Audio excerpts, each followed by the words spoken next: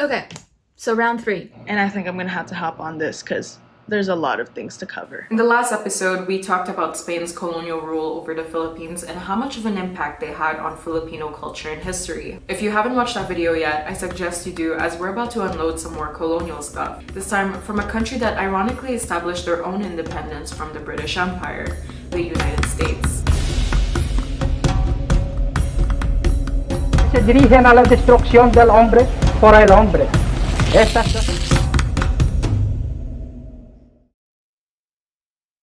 In 1898, Spain did decide to let go of the Philippines, but really it was because they didn't know what to do with the country anymore.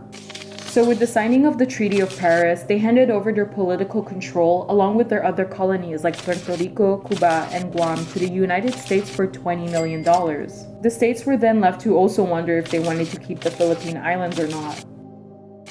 While the US thought about the potential gains of having the Philippines under their control, Filipino nationalists continued fighting for their country's independence. Emilio Aguinaldo, who was born of Chinese and Tagalog descent, led the Filipino insurgents against the American forces. Back when Spain still had sovereignty over the Philippines, Aguinaldo would have been labeled as a Chinese mestizo, which stood at the lower tier of the caste hierarchy. But thanks to the revolutions and movements for Filipino civil rights, it made it possible for someone considered as lower class of a discriminatory system to become the first and youngest president of the First Philippine Republic. A new war would emerge in 1899, only 1 year after the Treaty of Paris. The Philippine-American War resulted in the deaths of 20,000 Filipino soldiers and 200,000 Filipino civilians. This was not just from combat, but also due to disease and famine. More US soldiers died by tenfold in this war against the Philippines than they did against Spain. It took a mere 3 years for the US Congress to pass the Spooner Amendment so that it would be included in the Army Appropriations Act of 1901. The significance of this amendment called for the end of US military rule in the Philippines and allowed the country its own civil government. The new government would establish the Philippine Commission as the only legislative body in the country, with the American president at the time, William Howard Taft, as their governor.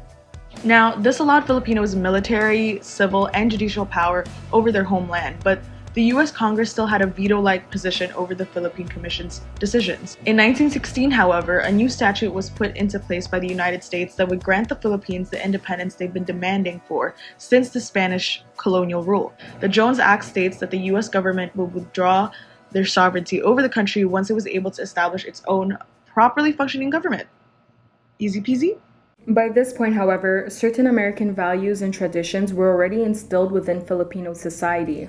This is evident when looking at the current Filipino education system and their beauty standards. Because of the US soft power and Western influence in almost every cultural and institutional aspect of the Philippines, many Filipinos can speak better English than most of their neighboring countries. It was in 1934 with the Taglish Act, also known as the Philippine Commonwealth and Independence Act, that the US Congress would finally carry out their promise for Philippines' independence. This act was signed into law by US President Franklin D. Roosevelt.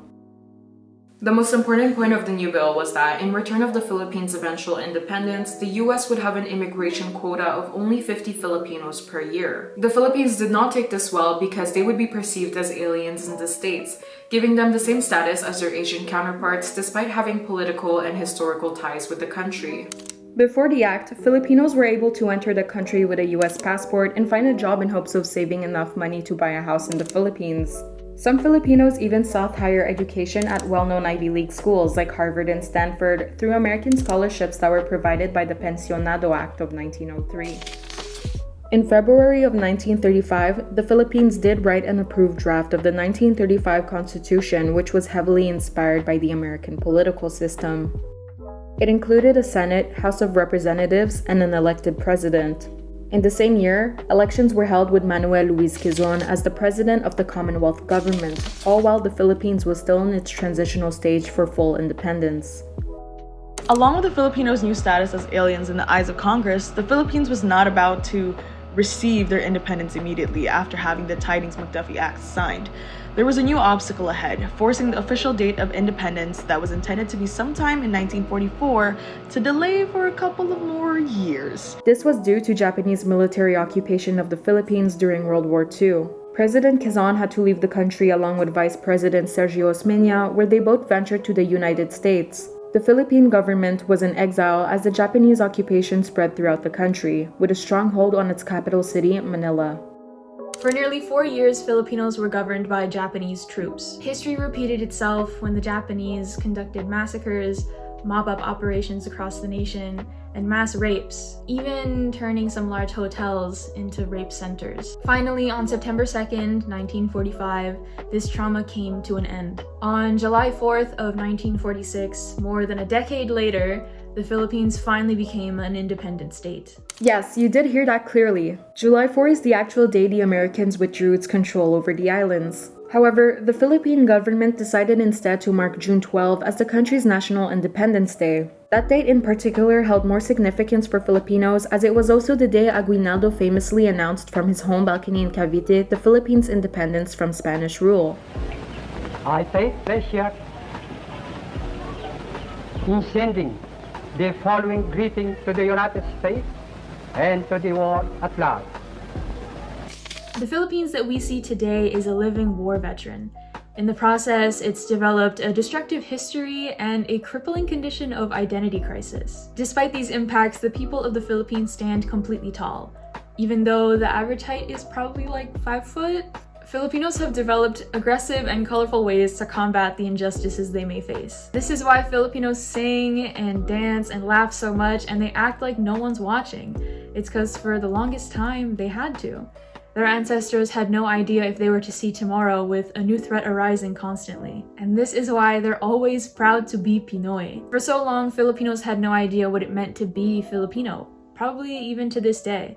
Colonial Philippines gave birth to a nation that's rich with different cultures, ethnicities, and religions. So just know that the next time that you question your Filipino identity, it probably won't be your last.